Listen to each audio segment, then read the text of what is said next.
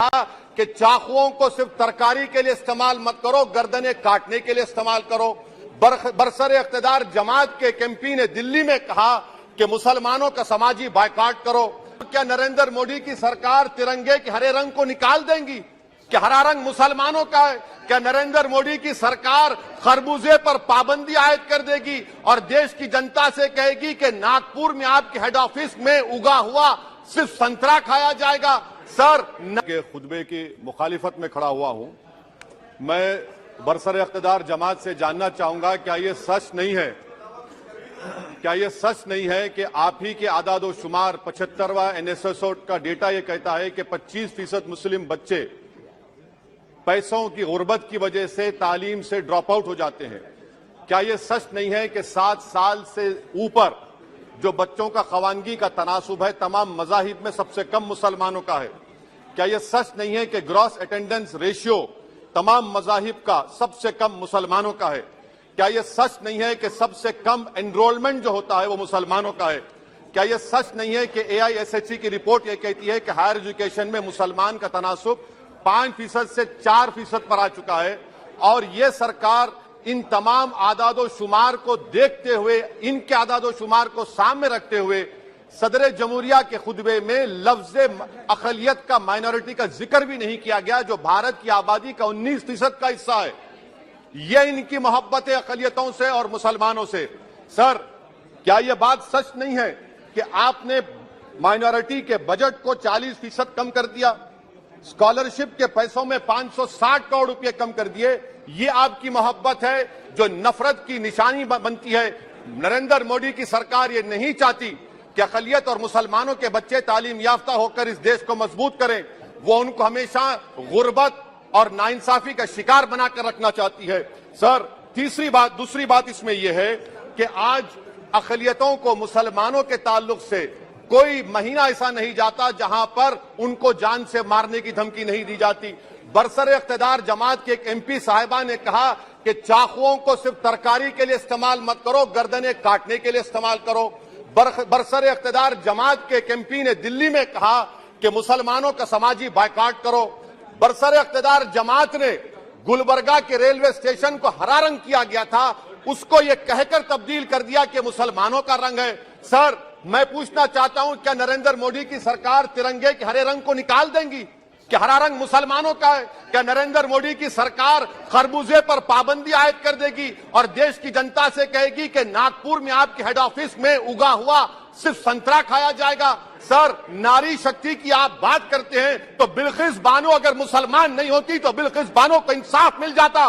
20 साल से बिल्किस बानो लड़ रही है मगर उसका नाम बिल्किस बानो है। आप इंसाफ नहीं करना चाहते बिल्किस बानो से। यह नारी शक्ति आपकी है। पसमानदा मुसलमान से आपकी मोहब्बत, दीजिए 1950 के प्रेसिडेंट ऑर्डर तरमीम करिए, दलित मुस्लिम का स्टेटस पसमानदा को दीजिए। आप नहीं देना चाहते। क्या मजहबी आजादी का उनको हक हासिल नहीं है? स्पीकर साहब, मैं मुसलमान हूं, मेरे बगैर यह मुल्क नामुकम्मिल है। मैं इस मुल्क का यरगमाल नहीं हूं, मैं इस मुल्क का कैदी नहीं हूं। मैं पूरे सिटीजनशिप की राइट को चाहता हूं और अभी चाहता हूं। कब आप बिहार के सुरजापुरी और कुल्हिया बादरी को कौमी OBC स्टेटस देंगे? स्पीकर साहब, दूसरी अहम बात मैं कहना चाह रहा हूं, चीन का जिक्र आपने किया। क्या प्रधानमंत्री अपनी जबान को जुम्बिश देंगे और चीन का नाम लेंगे? क्या आप चीन को डेमचौक और डेमसांग से उखाड़ कर फेंकेंगे? DGP कॉन्फ्रेंस में चेयरमैन साहब कहा गया कि 65 पेट्रोलिंग पॉइंट में से 26 पेट्रोलिंग पॉइंट पर भारत की फौज पेट्रोलिंग नहीं कर सकती है। चीन से आप डरते हैं। अरे, डिसएंगेजमेंट हुआ तो डीएस्केलेशन कब होगा? डी इंडक्शन कब होगा? चीन से आप डरते हैं। 3 साल से चेयरमैन साहब 50,000 भारत की फौज हजारों फीट चोटियों पर बर्फ में खड़ी हुई है। देश के प्रधानमंत्री को क्या भारत की आवाम पर भरोसा नहीं है? भारत की फौज पर भरोसा नहीं है? अरे, चीन का नाम लीजिए वजीर आजम, डरिए मत चीन से। तीसरी पॉइंट सर, हमारे कानून के मंत्री चले गए। पैराग्राफ 79 और 82 में बेसिक स्ट्रक्चर पर, आईनी ओहदों पर बैठे हुए लोग बेसिक स्ट्रक्चर पर तनकीद करते हैं, लॉ मिनिस्टर कॉलेजियम पर तनकीद करते हैं। इस ऐवान में जब NJSE का बिल आया, मैं वाहिद MP था, अब याद होगा आपको, जो मैंने कहा था कि भारत के संविधान के खिलाफ होगा बेसिक स्ट्रक्चर के। इंदिरा गांधी से सबक हासिल करना चाहिए। इंदिरा गांधी कहती थी कि जुडिशियरी मेरी पाबंद होना, अब नरेंद्र मोदी कहते हैं कि जुडिशियरी मेरी वफादार होना। इंदिरा गांधी ने 42nd अमेंडमेंट किया, देश की जनता ने इंदिरा गांधी को इख्तियार से बेदखल कर दिया। आप वही इंदिरा गांधी के इराक को ला रहे हैं। आप बताइए स्पीकर साहब, क्या ईसाई मानने वाले व्हाइट टेरर हैं? क्या ईसाई मजहब के लोग व्हाइट टेरर को फरोग देते हैं? आप बताइए। मैं यहां पर जजेस को तहफ्फुज करने के लिए नहीं खड़ा हूं, मैं बेसिक स्ट्रक्चर की हिफाजत में बोल रहा हूं। मैं अदलिया की आजादी के लिए खड़ा हूं, मैं एग्जीक्यूटिव की आजादी के लिए खड़ा हूं, लेजिस्लेचर की आजादी के लिए खड़ा हूं। चेयरमैन साहब, कोर्ट का काम यह नहीं है, जजेस का काम यह नहीं है कि नरेंद्र मोदी सरकार की मदद करे। अदलिया का काम यह है कि इस देश की कमजोर और मजलूम आवाम से इंसाफ किया जाए। चौथा पॉइंट स्पीकर साहब, यहां पर एक बड़े सरमाएदार का जिक्र किया गया है। क्या यह बात सच नहीं कि कांग्रेस और बीजेपी ने ओलिगार्क्स को पैदा किया? आप दोनों ने मिलकर ओलिगार्क्स को पैदा किया। आज इसी वजह से 60% मुल्क की दौलत 1% जनता के पास है। आप दोनों ने बैठकर मलाई खाई और गरीब और नौजवान पिस रहा है। अरे बताओ, ये जो 28 लोगों की लिस्ट है जो देश का पैसा खाकर भाग चुके हैं या बैठे हुए, उसमें कोई मुगलों का नाम है क्या? कोई मुगलों का नाम नहीं है, मगर आप उस पर कुछ नहीं बोलेंगे। संडेसरास कंपनी 15,000 करोड़ नाइजीरिया और केनिया की कोर्ट में जाकर कहती है कि हम हिंदू हैं, भारत को आएंगे तो प्रोसिक्यूशन होगा। आपने कोर्ट में कुछ नहीं कहा, वहां पर एसआईटी आपने बनाई। मगर शुक्र है, मैं लाइटर वेन में कह रहा हूं कि हाइडेनबर्ग अगर यहां होता तो यूएपीए लग जाता उस पर।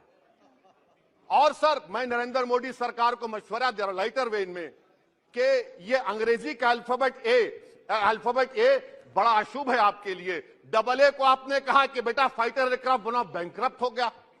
अब कैपिटल ए को आपने 17 इंडस्ट्री दे दिए, हम पूरे विश्व में मार्केट कैप हमारा 5वें नंबर पर आ गया। सर, देश के प्रधानमंत्री से बताना चाह रहा हूं कि वजीर दाखिला का नाम भी ए से शुरू होता है। मैं खत्म कर रहा हूं। मैं स्पीकर चेयरमैन साहब, मैं सरकार से पूछना चाह रहा हूं कि क्या जनवरी 2024 और फरवरी में क्या यह सरकार थर्मो न्यूक्लियर ब्लास्ट करने जा रही है? क्या आपने हमारे अतराफ में देख लिया कि उसके वाक़िब और नतायज क्या निकलने वाले हैं? चेयरमैन साहब, मैं आपको बता रहा हूं कि चीन के बारे में क्या हमको बीबीसी की रिपोर्टिंग की जरूरत पड़ेगी, जिस तरह 2002 गुजरात के बारे में कहा गया। स्पीकर साहब, अकलियतों के बारे में, मुसलमानों के बारे में एक शायर ने कहा था, आग से आग बुझाने को कहा जाता है, जख्म पे जख्म खाने को कहा जाता है। हम वफादार है बताने के लिए, हमको अपना सर कटाने के लिए कहा जाता है। सर, देश के प्रधानमंत्री पूरे फॉरेन टूर में जाते हैं, वहां पर गांधी का नाम लेते हैं।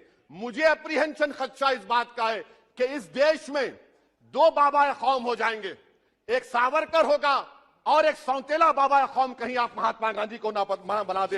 तो सर, मैं खत्म कर रहा हूं सर। इसीलिए मैं आपके जरिए से हुकूमत से मुतालबा करता हूं कि प्लेसेस ऑफ वर्शिप एक्ट को डिस्टर्ब ना किया जाए, मुसलमानों का अक़लियतों का बजट बढ़ाया जाए, बिलखिज़बानों से इंसाफ करिए, चीन से मत डरिए प्रधानमंत्री, चीन को काट पर फेंकिए। शुक्रिया सर।